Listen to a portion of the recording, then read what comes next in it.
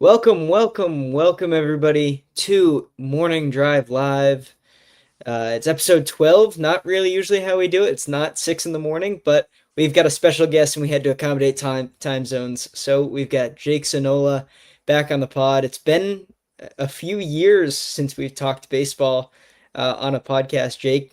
Formerly, we had Around the Diamond with Jake and Thomas however many years ago, and now What was it? we are 6 years back. ago, I think. Oh my goodness. How the time that was COVID ball is what we were Uh talking huh. about Oh back yeah. in. So we've got another CBA lockout coming to talk about this winter. We'll definitely have to do that. But for now it's the trade deadline. Before we get into it, Jake, how are you doing as always? Good. I'm good. Busy, like we were saying beforehand. It's a busy time of the year, especially with the trade deadline. It's just things are moving. Teams are talking. Lots of rumors to discuss. But no, I've been good. Um, just working with the Cubs down in Florida now, so a little bit different than when we last recorded. In Illinois. I'm in Illinois now, back home, but otherwise down dealing with the heat in Florida. But no, it's been good. Nice to get back on a pod and chat some ball. Like you said, it's been at least 3 or 4 years since I've came on your show, so I'm glad to get back at it. It's been far too long. I feel like we still do enough. Like we text and we tweet and stuff, but yeah, I'm pumped up to talk some baseball. First off, what's the biggest trade that's kind of caught your eye so far, aside from Scooble, because that's what that is. But one of these more marginal trades that's caught your eye. Freddie Peralta to the Rays is really, really intriguing. I think it's the perfect team for him to go to because obviously he's really struggled this year. And with the Brewers, he was fantastic, as every Brewers pitcher is. But then he goes to the Mets. And I don't know if it's just the Mets curse, as Mets as it can get. But now he goes after a year of, or a first half of struggling, he goes to the Rays, who not only do I think that is a perfect fit for him, but the Rays fix pitchers. The Rays fix pitchers. They're like, man, I say with the Cubs, they fix pitchers. The Rays are them on steroids. And obviously, every or many successful front office folks around the game came from Tampa Bay. I think he's going to flourish in Tampa Bay. And I don't think the return was even that crazy either. I mean, I think the best prospect they got was 15th in the Rays system. So I think when we're looking back at it, David Stearns is going to have gotten fleeced yet again.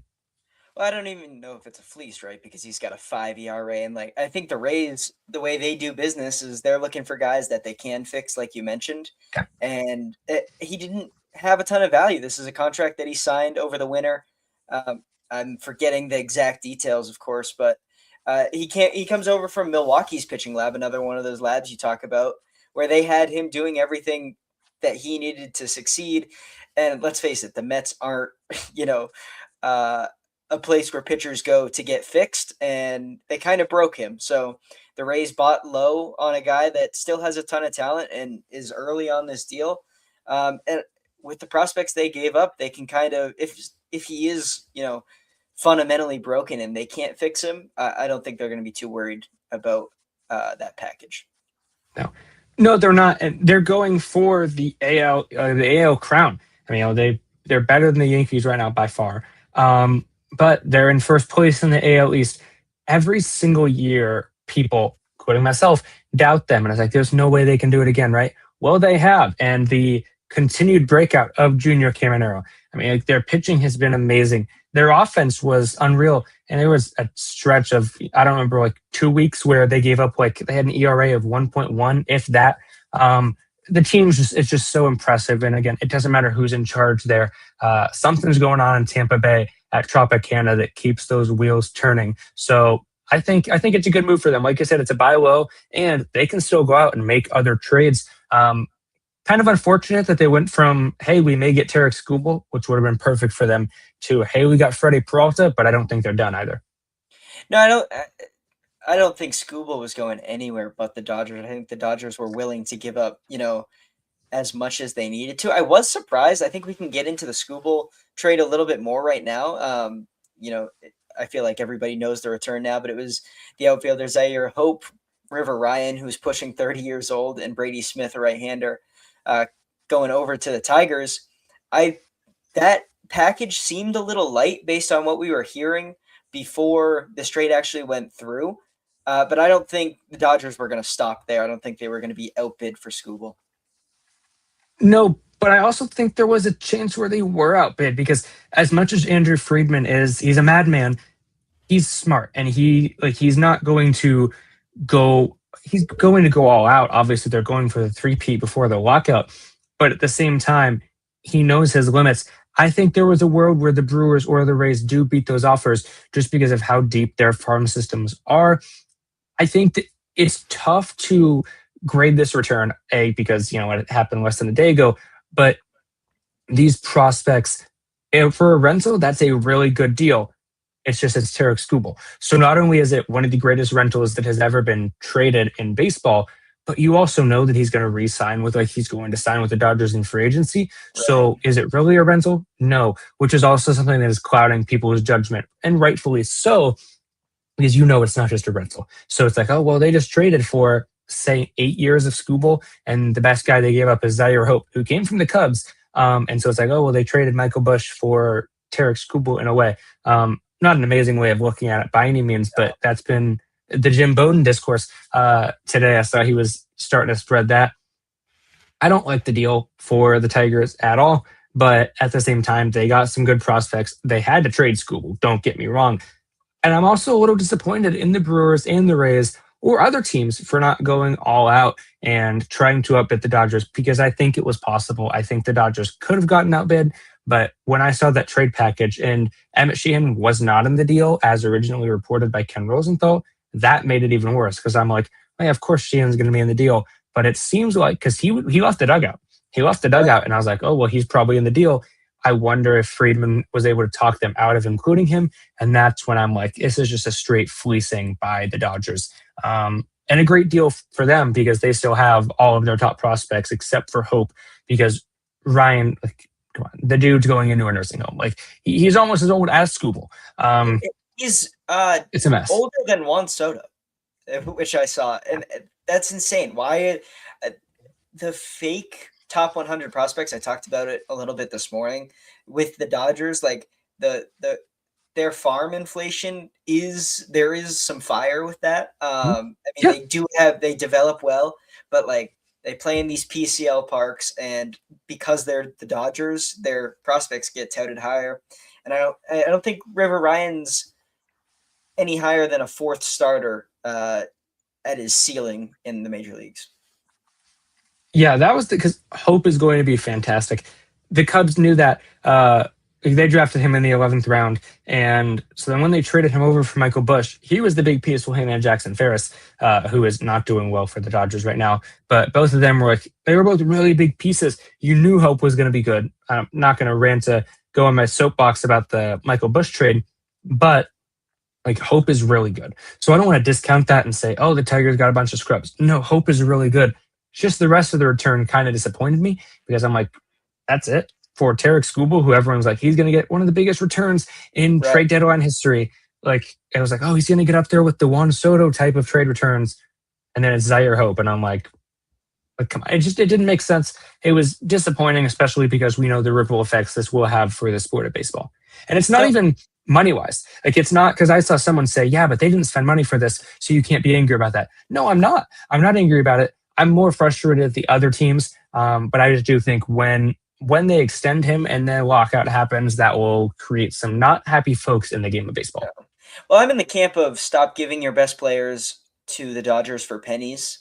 Mhm. If you don't want the best players to go to the Dodgers for pennies, because I've been directly affected by this back in 2020. That's kind of part of the reason we started around the diamond. Like, I needed to talk about the Mookie Betts trade. And of course, he hasn't been fantastic this season, but stop complaining about. Sorry, Wilson Contreras just hit a line drive, and I thought it might have been gone. But these players they're not just getting signed. Like, when we talk about the CBA and we need a salary cap, the Dodgers are identifying talent and using their prospects that they developed to get this talent. It's not some, formula they're using to cheat, right? Right. So there's the Skubal deal. It'll be frustrating to watch him pitch every 5 days. But this is what losing to a lineup that has Jaron Duran in it twice in a row will do to an organization. Yeah, when Scooble's first start is against the Cubs on Tuesday. Of course. So there's some PCA leadoff home runs going to feed families. It's at Wrigley as well. But yeah, and I understand the aspect of the prospects. I was thinking like the Gavin Lux trade. So I think it was Mike Sirota It that. was. Okay, yeah. So it's like you give up Gavin Lux, who was not amazing at the time. Like, he was a great prospect, came up, wasn't great. They shipped him off, and teams just keep giving them really good prospects for nothing. And like The you Red Sox said, did it with James Tibbs. They gave up James Tibbs for Dustin right? May last trade deadline. Like this Yes. isn't some one-off thing where they got a good package of prospects. They continue to do it. Yeah, of course, keep going. Yeah. No, that was gonna be my next example of the whole Devers thing was just a mess. But then you have James Tibb getting shipped, and it's like, yeah, for Dustin May. Dustin May was not good at the time. It's not like, oh, he has a 2 ERA and then he was awful in Boston. No, he wasn't good at the time either. It's just I don't know. I don't know what magic voodoo they have going over at the MLB. It's frustrating, but it's also impressive. Like when you sit back and look at it, it's like this is they're running a very good baseball team, and you can't deny that. Now, of course, there's an RBI single for Masataka Yoshida. The Sox take a 1-0 lead If they get in swept, LA. that'll be fun. That'd be great. We need the sweep. We're still, I guess, 3 games back of the Yankees for that first wild card. Nobody's catching the Rays, I don't think. But No, and it's so frustrating because the Red Sox sweep the Rays, right out of the All-Star break. And if we weren't, what was it, 18, 20 games under 500, like that's a real race. But we had to dig ourselves out of that hole before even thinking about the division. We can move on to a couple of the, smaller trades. We can go back to July 30th. The Twins, they start their buying spree. They pick up AJ Minter from the Mets for 2 minor league infielders. And they're rumored to be looking for a right-handed reliever as well. So they're looking to boost that bullpen that just blew a game in Seattle, half an hour ago. yeah, this was a smaller deal.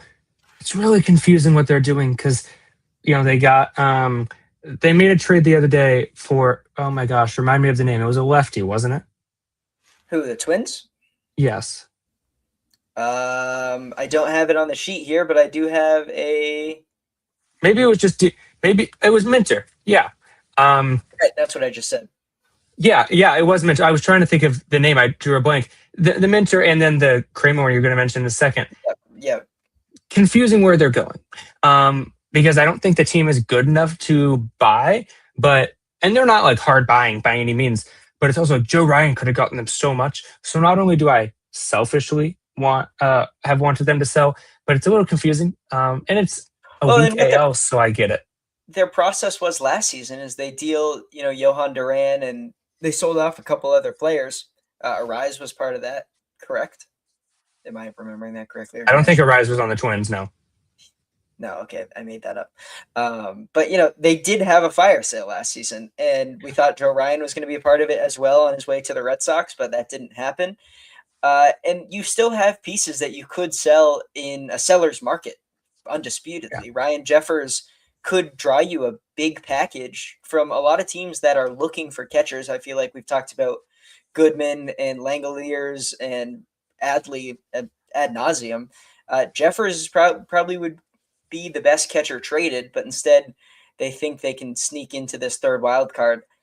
I don't really think they've got a chance. I think the Astros, the way they've been playing, or you want to talk about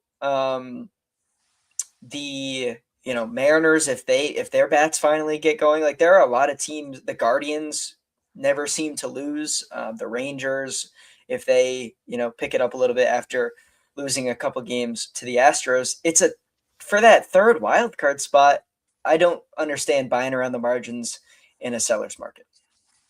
No, you shouldn't. Like that's what you said, is you really shouldn't. But at the same time, it is a weak American League, so I kind of can understand it, especially with how bad they've been in the past years. Like the fans are getting anxious. The fans are getting a little angry. So I get trying to go for it, but at the same time, it's like trade Buxton, trade Ryan.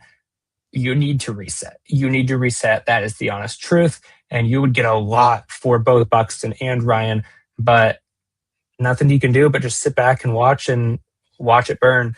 Yeah, and the Buxton thing's funny because I think they don't want to trade. I wouldn't want to trade him. I would No. hate to see him go somewhere and be awesome. Like they want to win with Buxton, but they prove they haven't been able to build around him. Another trade on August 1st, the Brewers pick up Bo Naylor and Cody Hauer. He played for the Cubs, didn't he? He was part of the Craig Kimbrell trade in Yeah, 2021, and he right. got hurt. But he Uh, had like 100-mile-an-hour sinker because I yeah, remember his emblem with the show card was yeah, filthy. yeah, Never really did anything. He got hurt. yeah. The Guardians pick up Craig Yoho and Blake Perkins, the outfielder. Uh, kind of a nothing trade in the grand scheme of things. Just two teams swapping positions of need. Anything on that one? Never say a nothing trade with the Brewers. Trust me, Right. I deal with it every year. Devil Magic, Cody Hewer will be a Mariano Rivera light. Um, a little frightening just purely again because we dealt with Cody and he was hurt, but you knew the potential was there if he stayed healthy. Praying they don't unlock that potential for selfish Oh, they Cubs will. reasons. They will, yeah. No, they absolutely will, and you kind of just gotta realize that Blake Perkins, thank goodness, he was always a little a pain. And then Craig Yoho, I believe they acquired him this offseason. So kind of odd that a pitcher didn't, not that he didn't work out, but they didn't keep him to be deadly in the bullpen later on. But mostly a nothing trade. We'll come back to this and regret that in a few months. But for now, just GMs were bored, decided to flip a few players. Yeah, we'll move on to the Braves picking up a league average outfielder. Lane Thomas is headed from Kansas City to Atlanta with Bailey Falter for right-hander Lucas Braun and left-hander Carter Holton. They've kind of, I talked about it earlier this morning, they've struggled to, get league average production, like I just mentioned, from right field without Acuna. And Acuna seems to be gearing up a little bit, but this definitely feels like, a fourth outfielder, someone that can fill in while guys get hurt. Yeah, Bowen Yastrzemski is not great. Right. So I think I think the plan is for him to platoon with Yastrzemski and then have Thomas face lefties, Yastrzemski against righties. Thomas hasn't had at the time of the trade an 800 OPS against lefties. I like the trade. And then Falter is just dude, who cares? He's getting paid $3 million. He's sitting in Right. AAA. He hasn't Yeah. pitched since mid-May. That's Yeah. just that's a big nothing burger. Again, just a little bit of a moving some salary around. It's only $3 million, mind you, but still, it was like it is what it is. A little bit of a nothing burger there, but Thomas is really intriguing. I was kind of interested in him Cubs wise. Again, just as a platoon bat, so I like that part for the Braves definitely. And I don't think they're done, which is exciting. And the Royals continue. Another rumor we'll talk about later. They've rejected all offers on Michael Wacha and Seth Lugo. Uh, What? I mean, those are two guys that should absolutely be dealt in this market. We talk about a seller's market. There are teams looking for, workhorse pitching. My Red Sox included. They've got one of the best staffs in baseball, but they're still looking for innings. And I like the Red Sox would give up AAA guys that are ready to contribute next season if the Royals needed, and the Royals definitely would use those guys.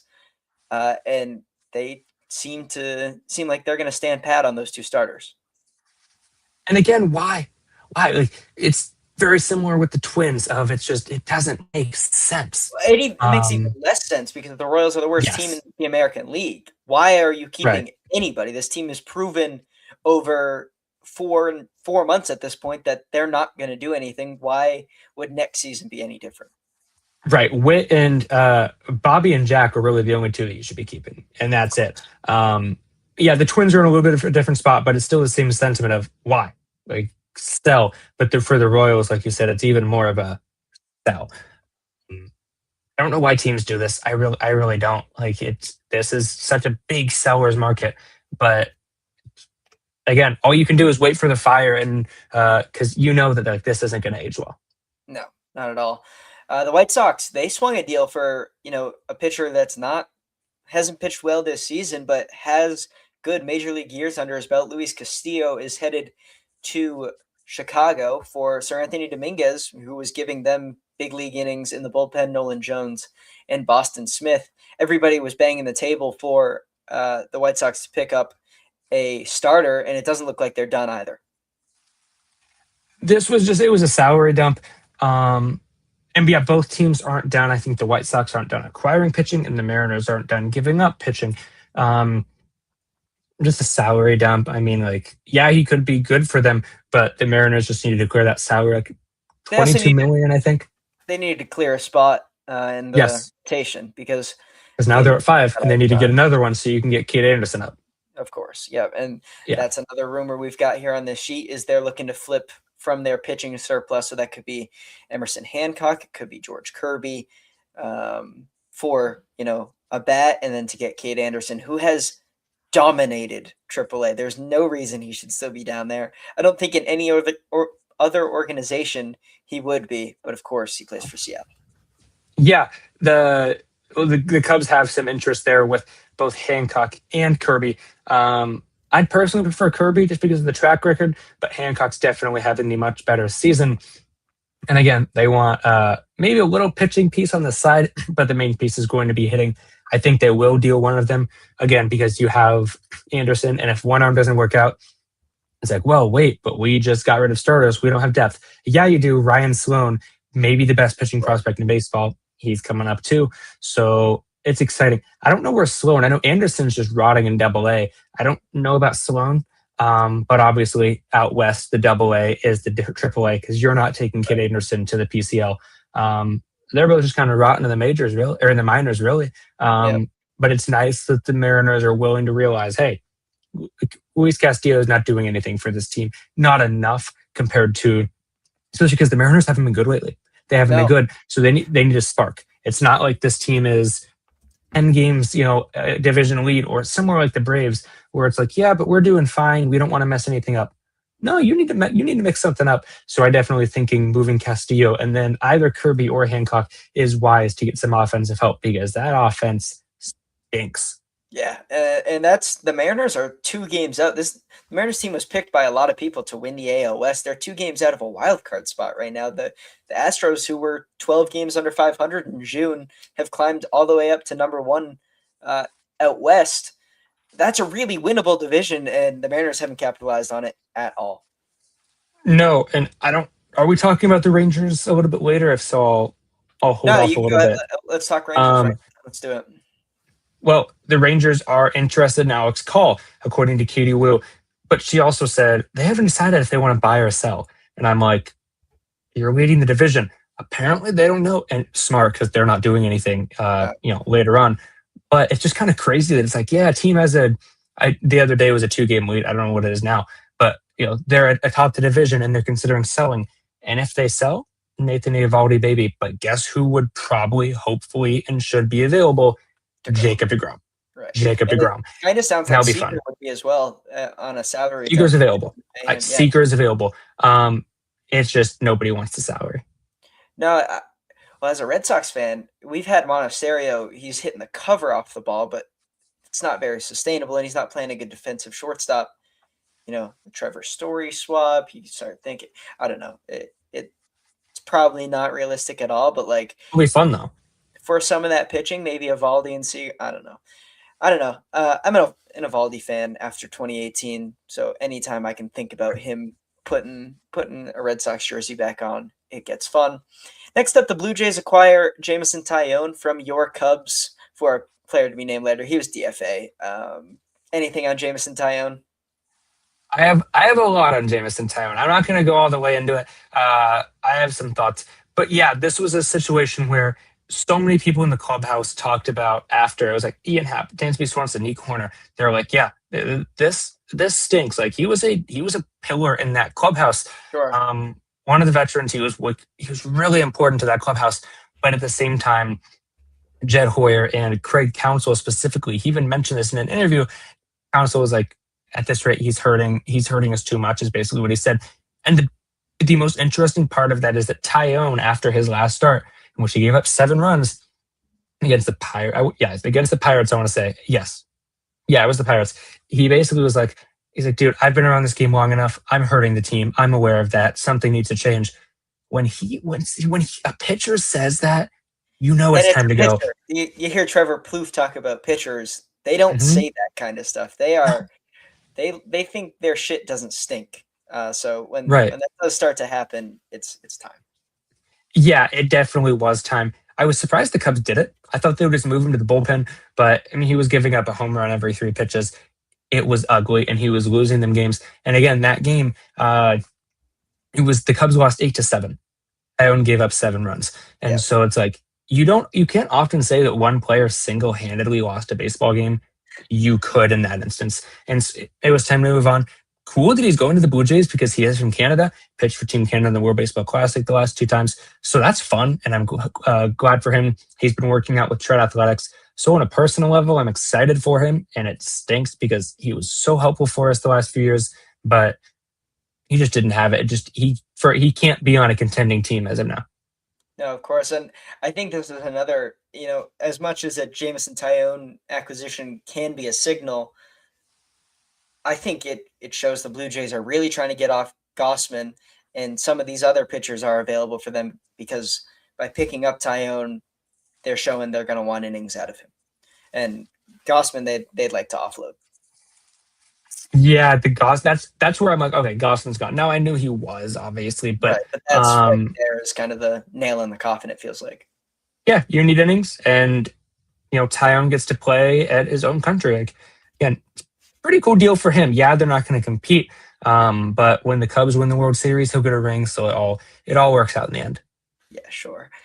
Next up, probably the biggest trade of the day. If you're not count, I mean, if you don't really like Freddie Peralta, this is the biggest trade of the day. The Yankees acquire first baseman, DH, kind of second baseman, but not really, Luis Garcia from the Nationals for four right-handed pitchers: Giovanni Cruz, Jake Bird, Jack Siebert, and Ben Grable. And the last two are minor leaguers. Garcia, a career year this season, 283 batting average, 873 OPS. It's 134 weighted runs created plus, 23 bombs, and 76 RBI.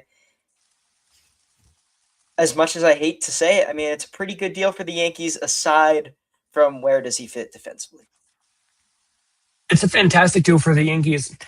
I mean, I'm looking at stats right now because I'm not fully informed on him, but dude, this savant is Very red.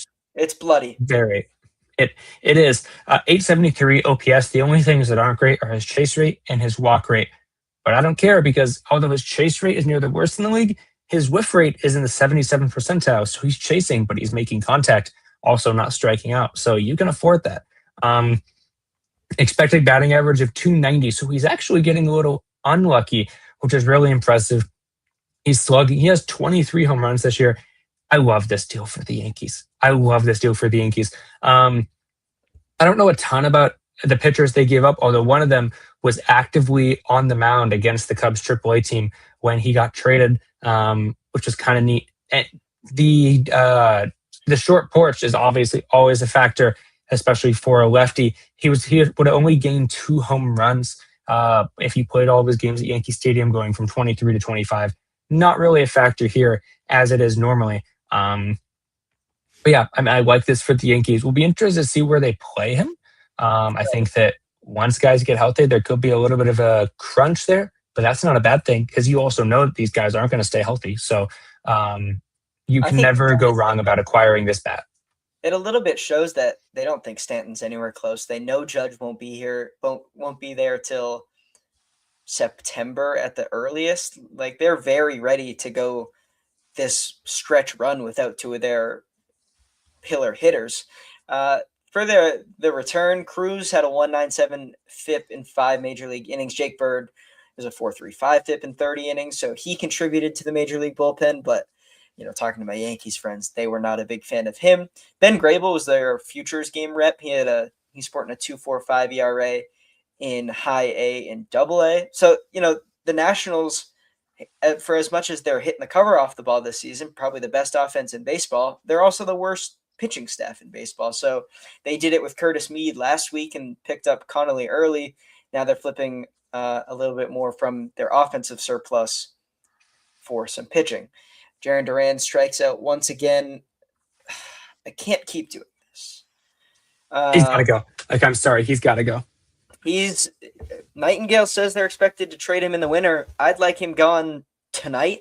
So Go ahead. I'm going to go on a quick rant, and I'm not a Red Sox fan, but also obviously I lived in Cape Cod last summer, so kind of became a secondary Red Sox fan. That's Well, what that you do happened out back in 2020.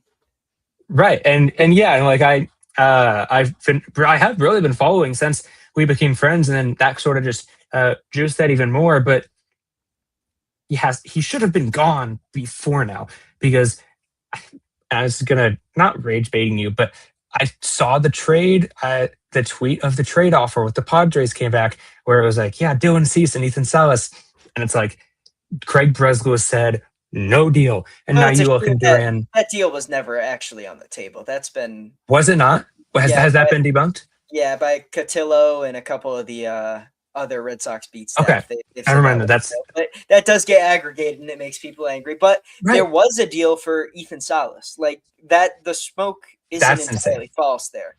Right. Uh, He's got to go. Like it's he's not performing on the field. And then I was watching the game the other night against the Athletics, and it's like the sack fly, and he's like, like he should have gone home. And I'm like, dude, the ball he's was yelling like at Wilson Contreras. mhm, He's of all got people. a 930 OPS. He's the best hitter in this lineup.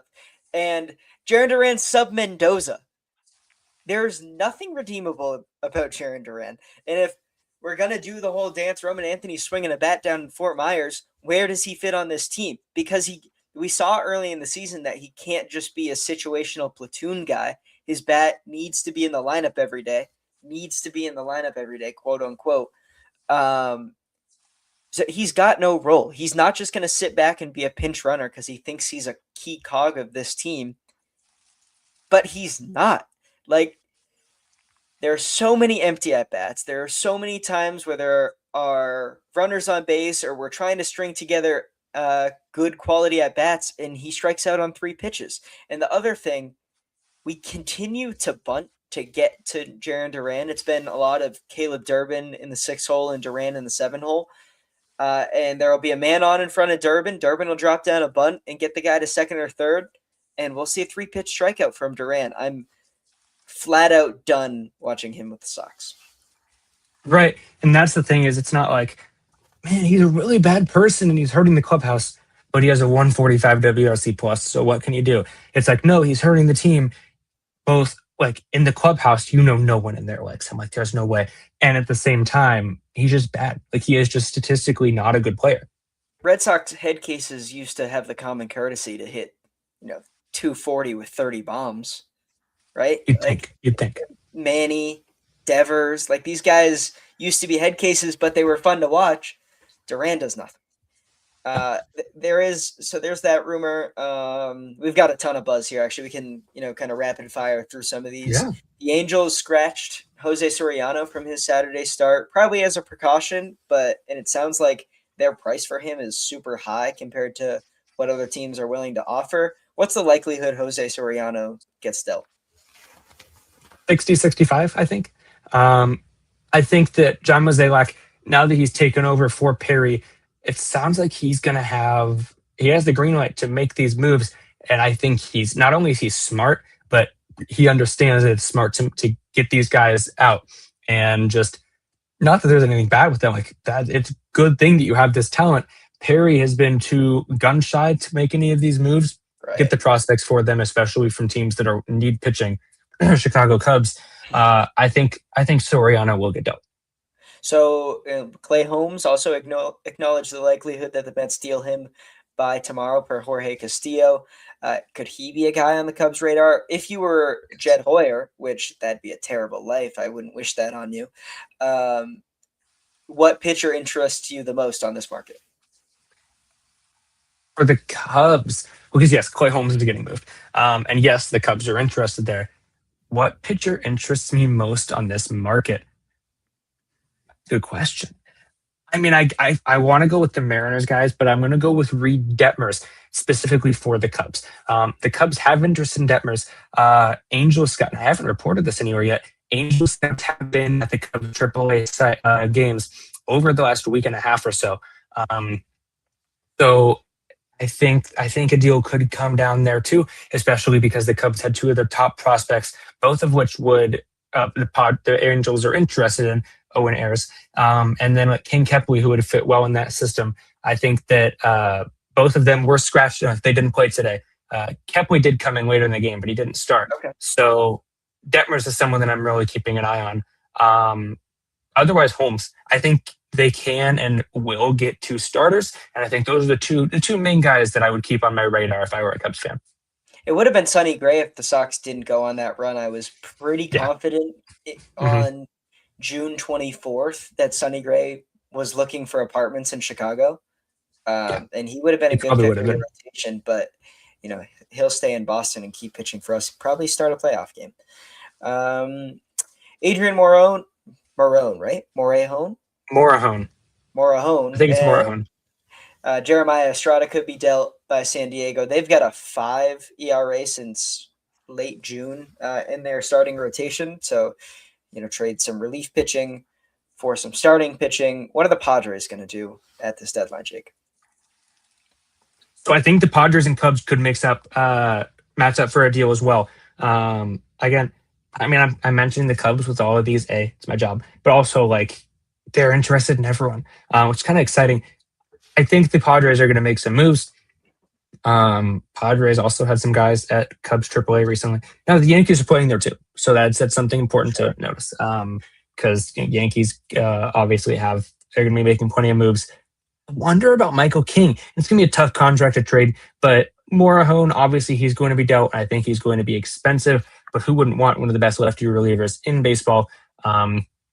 He pitched at least one inning today, maybe two. Haven't looked at the end of that game, but I think the Padres are going to make moves. It's just, do they want to buy or do they want to soft sell? I think they're just going to soft sell and probably just move Morahone.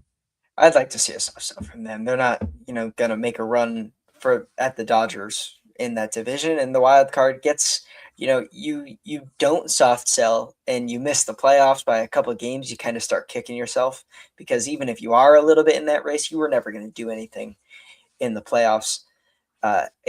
You almost would like to see them offload one of those bad contracts if they could, like eat some money, but also not have to pay the whole thing and have a Xander Bogaerts clogging up your middle infield for the next 10 years, right? So there's the San Diego stuff. Casey Mize could be the next Tiger on his way out. The D-backs would love to acquire him. That was an underdog report. Braves Yeah, too. yeah, Mize is a guy that, if you need pitching, he's one of the better starters on the market. He is. However, his velocity has been going down, so I think you have to be concerned about that. But not only the velocity, he also has the groin issue. Right. I'd be a little cautious on him. He's good, but he's a rental, and with those injuries, it's not like, well, but even if he gets hurt this year, we'll have him for several more years. You He won't. is a free agent. So Yep.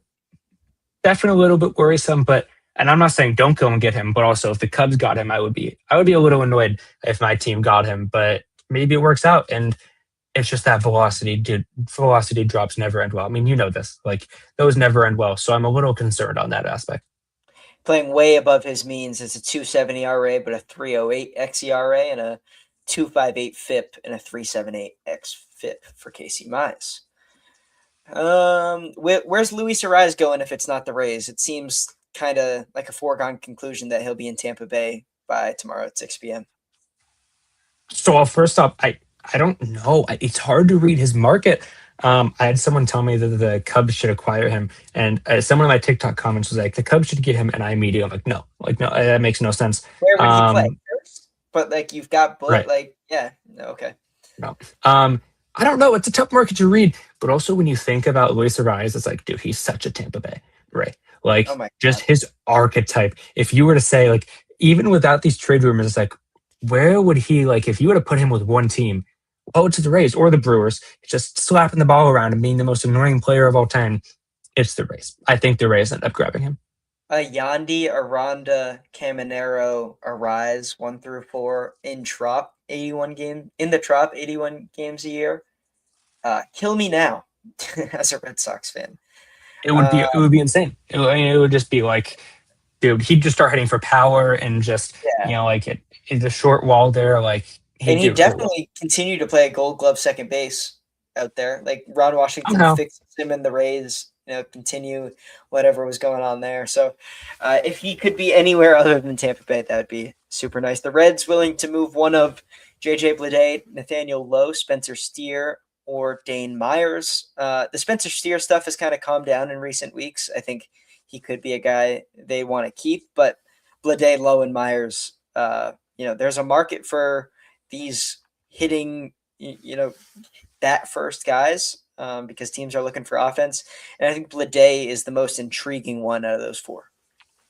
Yeah, so Steer actually he got injured, so I think he's probably off the market purely because I think they said he's out for a bit, or not off the market, but I don't think anyone's going to go for him. Bleday he's so good. Cubs killer, so I've been traumatized to him. The Reds are always Cubs killers. I don't know. Right when Joey Votto, who was a Cubs killer, retired, he just passed on the devil magic to everyone else on the team. One name that I'm gonna throw at you from the Reds is Elly De La Cruz, because you know who talked about acquiring him? The Boston Red Sox. What do you feel on that? What are your thoughts on the possibility of De La Cruz being dealt anywhere, maybe to the Red Sox? Would you give up Arias for that? Okay, so yeah, we can get right into the Arias discussion because they said I guess I'm skipping ahead a little bit, yeah, but that's a fine. big topic No, nonetheless. I'm ready to talk about it. The Red Sox are open to considering deals for Arias, which how many organizations are ready to deal the number one prospect in baseball? It's not many. On Arias, I don't want to trade him for Zach Neto. I don't want to trade him for CJ Abrams. Jeremy Pena is off the market because the Astros are all of a sudden locked into a playoff spot. The guys that you trade Arias for are Elly, like you mentioned. It's Tatis, like maybe in a bigger Lindor package. You need a huge name star at shortstop that's been proven in the league. That's why I can't get behind trading him for Zach Neto because his expected numbers aren't great and he strikes out too much for me. And then CJ Abrams, that's a buy high. It's the best season of his life. Yeah. You can't expect this to be the mean, as well as that defense is horrendous at shortstop. With the pitching staff that we have, guys that induce a lot of ground balls, you can't have a, minus 11 DRS shortstop. As good as the bat is, he'd have to move to second base. And we picked up Mead just a week ago. Of course, he doesn't really factor into the immediate. Dead. Right. I mean, let's have another conversation. What team trades their respected left-handed pitching prospect who's been good as a rookie for a power bat that projects well at their home stadium and he dies 2 at-bats in? I felt bad, but it was so funny because, of course. He's got pads on his shoulder, his elbow, and his hand, and it hits him the 3 inches of his wrist that aren't covered. Infuriating stuff. But yeah, on Arias, I would love if the Elly thing came to fruition.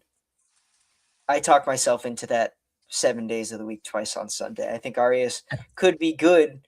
It's kind of the Peter Griffin mystery box thing, right? Like Franklin Arias could be anything. He could be Elly De La Cruz. Elly De La Cruz is just Elly De La Cruz. So that's my take on the Arias thing. Don't trade him for Neto. I'll be really mad. Yeah, but if you get De La Cruz, pretty fun. That would be a fun. But also Arias would just kill the Cubs. So I'd actually rather no.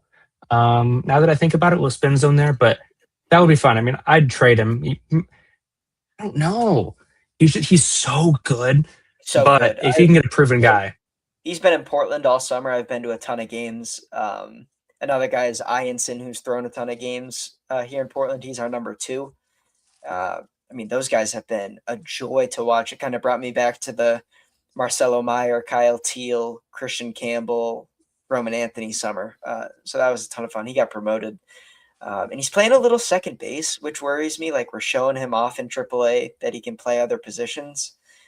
There's smoke there. There's for sure smoke on the Franklin Arias front. The Marlins are discussing Liam Hicks and Kyle Stowers moves. It was kind of reported that Otto Lopez was available, but that's definitely died down. I think they're asking a lot for Otto Lopez, a guy whose expected numbers also are way above or way below how he's playing. It sounds like the Astros have checked in on Kyle Stowers. The team that trades for Liam Hicks to be their DH and spell their catcher will be, a team that kind of feels like they won this deadline. Yeah, it's kind of surprising because in June the Marlins went 20-6, and I'm like, okay, they're gonna buy. Like this is gonna be a fun team, and they just fell off a cliff. They have some fun pieces though, and I think now you can see like Peter Bendix is.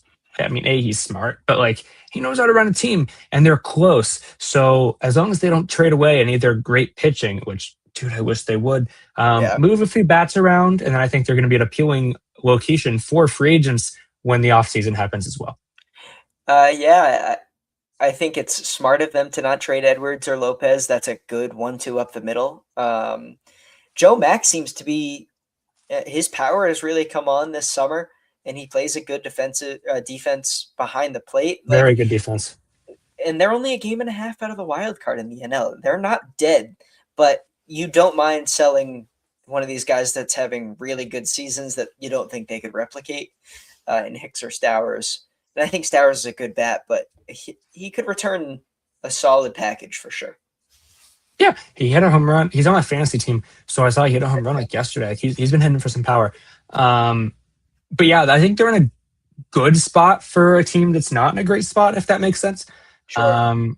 I think they can make some fun deadline moves. I'm excited to see what Bendix cooks up because again, that pitching is just so fun. Yeah, it is. The Marlins are doing it correctly. Of course, they've gotten kind of killed for their analytical approach, and their GM is kind of a nerd, people say. But uh, who cares if he's? I've got Craig Breslow, and I mean he's the ultimate nerd. But we're winning baseball games, so it doesn't really matter. Yeah, dude, I thought he was going to get. I mean, at one point, I thought he was going to get fired, but Red Sox are cooking. So I mean, you can't get angry at Breslow now. Well, and the thing with that, the fact that they're cooking, it's all Breslow guys. It's Yeah, Durbin has completely turned himself around. Contreras was the trade. Gray stabilized this rotation. That's another trade from the offseason he made with Heim Bloom. We talked about Heim Bloom. It's not working over in St. Louis. Uh, Duran is the only guy stinking it up, and he's not a Breslow guy. He's a Dombrowski guy. He goes back 2 GMs. So Breslow's done a lot to make this organization or to put this organization where they are. And the turnaround, I think, goes solely on Chad Tracy. I don't know how much you've, dove into the interim manager of the Red Sox, but Chad Tracy has pretty much pushed every correct button, and he's been great with the media as well. I could see him losing the interim tag this winter and just being the manager if they make, a run in the playoffs. absolutely. And I think just what he's done so far is enough. I mean, you knew that he was respected in AAA, especially with them wanting to make this like a younger team. He was absolutely the right choice to replace Cora. Even if they kind of just plateau out the rest of the season, I think he'll stay around. He's been great, and like you said, they go with the young guys, and all these young guys grew up with him. Willier comes up through AAA with Chad Tracy. Roman, Chad Tracy guy. Marcelo has been terrible, but Chad Tracy guy. A lot of these young guys are comfortable with who's in the dugout, and they're comfortable going to him. And Cedar Rafaela just hit another home run. It's his fourth this weekend. For fourth, yeah. We're tied in Los Angeles. Oh, I didn't know that LA took a lead. Yeah, Pages had a two-run single last inning. Oh my God, same spot. The title of episode 11 was Cedar Rafaela is a superstar. I might rename this episode Cedar Rafaela is a superstar. Ethan Stanky, correct. Oh my goodness. So you've got PCA, I've got Rafaela.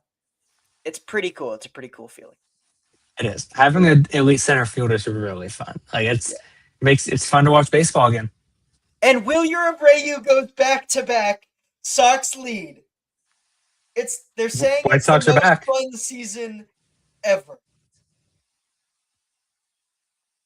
That's a good place to kind of end it. I don't really want to. Maybe we should stay until the end of this inning. Is there anything else you want to talk about on the trade deadline? Nothing much. I mean, I think there's gonna be some movement tonight. but I think just tomorrow is going to be chaos. There's so many big names that haven't been moved yet that will be moved. I'm excited. So who's going to be the team that wins the deadline? Man, you're springing this on me. Who's going to win the deadline? I'll tell you who's going to lose the deadline, and that's the Milwaukee Brewers, because I don't think they're going to do enough for where they're at. I mean, the Dodgers is such an easy answer, but I think the Dodgers um, will be interested in seeing what the Red Sox do. But otherwise, who's going to win the deadline? Dude, you stumped me. Hold on, let me see. When you ask that, then the names of teams just go away. I'm going to go with the White Sox. I think the White Sox, because Castillo, I think that's an interesting. They're willing to spend on Castillo, and I think they're going to get another starter. I think the White Sox are going to be one of the deadline winners. Yeah, I agree with that. I think that's a good take. So there's Jake Zanolla. It was a 50-minute episode. It almost never is around here, but uh, I can't stop talking to you. We got to talk ball more often. I'm sure we'll see you on this pod soon. Thank you a ton for coming on, offering the Of insight. course, Yeah, we'll see you about tomorrow, and maybe we'll get back for a full recap sometime next week. 100%. Just let me know. Of course, there's the trade deadline special with Jake Zanolla. Thank you to Skolfield Sports Performance and the Reed Island Community Fund for presenting the morning drive. We'll be back probably not tomorrow morning because we just talked about everything. But here in a couple days, see you next time.